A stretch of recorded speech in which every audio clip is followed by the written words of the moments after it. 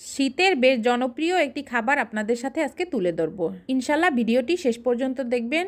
আসসালামু আলাইকুম এভরিওয়ান, সকলে কেমন আছেন? আজকে আমি দেখিয়ে দিব ইউনিক স্টাইলে একটা গরুর মাংস রান্না, সেই সাথে সবজি খিচুড়ি। এখানে 1 কেজি মাংস নিয়ে নিয়েছি, এর ভিতরে দিয়ে দিলাম সামান্য পরিমাণে সরিষার তেল। আমি অবশ্য বেশি তেল ইউজ করব না, কারণ মাংসে যতটুকু তেল আছে ওতেই যথেষ্ট। এখন দিয়ে দিলাম 2টো তেজপাতা, সেই সাথে এলাচ ছেঁচে দিয়ে দিলাম, আর 2টো দারচিনি আর 2টো শুকনো মরিচ। এখন এই মশলাটা জাস্ট কয়েক সেকেন্ডের জন্য একটু হালকা ঘ্রাণ বের হলেই তারপর দিয়ে দিব মাংসটা। আরেকটি কথা, মাংস কিন্তু বেশি ধুতে যাবেন না, তাহলে কিন্তু মাংস খেতে অত মজা লাগে না। এখন হালকা আঁচে ভেজে নিব। চুলার জালটা কিন্তু একেবারে মিডিয়াম টু লোয়ের মাঝামাঝি থাকবে। এখানে কয়েক আইটেমের একটা মশলা বানিয়ে তারপর আমি সেটা গুঁড়ো করে নিয়েছি, সেই সাথে জিরা, হলুদ, মরিচ, তারপর গরম পানি দিয়ে কিছুক্ষণ ভিজিয়ে রেখে দিলাম। তারপর আদা, রসুন আর লবণ দিয়ে, লবণটা কিন্তু অবশ্যই পরে দিবেন। তারপর দিলাম পেঁয়াজ। দেখুন এভাবে ধাপে ধাপে দিবেন, তাহলে কিন্তু মাংসটা খেতে অনেক মজা হয়।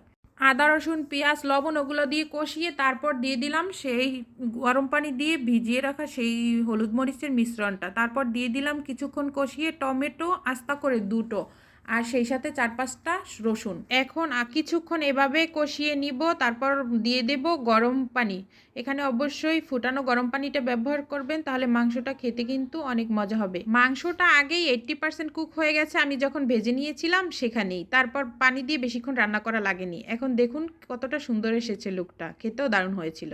এখন দেখাচ্ছি আপনাদেরকে সবজি খিচুড়িটা কিভাবে বানাবো। এখানে মুগ ডাল আর মুসুর ডাল ভিজিয়ে রেখেছি কিছুক্ষণ, তারপর ধুয়ে নিয়ে নিব।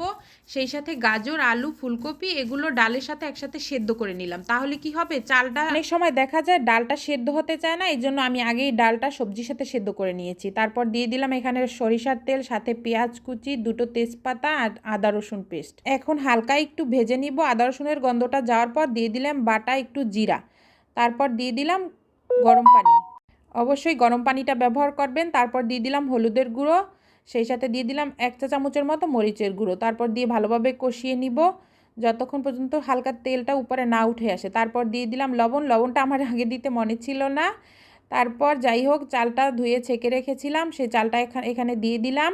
তারপর এখন ভালোভাবে একটু ভেজে নিয়ে তারপর আমি ফুটানো গরম পানি এখানে ব্যবহার করব। ও তার আগে আমি ওই যে সেদ্ধ করা ডাল আর এই যে সবজিটা ওগুলা সব একসাথে মিক্স করে নিব। কিছুক্ষণ মিক্স করে নেওয়ার পর যখন পানিটা একেবারে টেনে আসবে, তখন দিয়ে দিলাম কিছু টমেটো। অবশ্যই টমেটোটা দেবেন, তাহলে খেতে কিন্তু একটু মজা হবে, টকটক একটু লাগবে।